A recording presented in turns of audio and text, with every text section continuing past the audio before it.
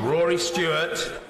Mr. Speaker, the Right Honourable and learned friend agree that rather than being some newfangled, innovative decision, this was a profoundly conservative decision by the Supreme Court asserting the ancient sovereignty of Parliament, and that fundamentally the principle at stake here is that, of course, neither that court nor any other court should determine whether Brexit takes place. That decision has been made by the people.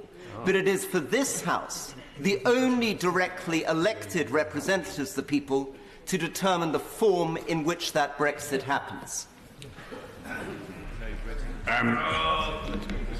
Let me say to my right honourable friend, the Supreme Court invoked the principle of parliamentary sovereignty and the principle, the Convention of Parliamentary Accountability, ministerial accountability to Parliament, as a justification for making justiciable the decision to prorogue, and that's what it was entitled to do, and it effectively amounts to converting a political convention into a legal rule. That traditionally was not thought to be possible. The Supreme Court has decided that it is, and I certainly do not in any way complain with its right to do so. But what I would say to my right honourable friend is, I would agree with him that Parliament has to determine the terms on which we leave.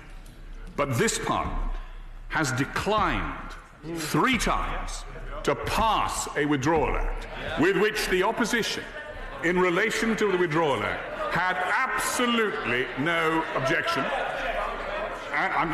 It was then we now have a wide number of this House setting its face against leaving at all. And when this government draws the only logical inference from that position, which is that it must leave, therefore, without any deal at all, it still sets its face, denying the electorate the chance of having its say in how this matter should be resolved. This Parliament is a dead Parliament. It should no longer sit. It has no moral right to sit on these green benches, and whatever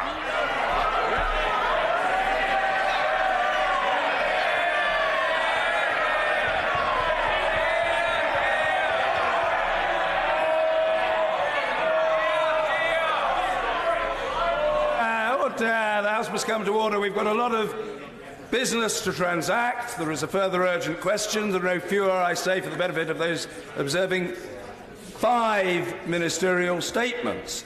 The attorney must be heard, and so, I hope, will lots of other people. The attorney. They don't like to hear it, Mr. Speaker. They don't like the truth. Twice they have been asked to let the electorate decide upon whether they should continue to sit in their seats while they block 17.4 million people's votes. This Parliament is a disgrace. Given the opportunity, since I am asked, let me tell them the truth. They could vote no confidence at any time, but they're too cowardly. They could agree to a motion to allow this House to dissolve, but they're too cowardly to give it a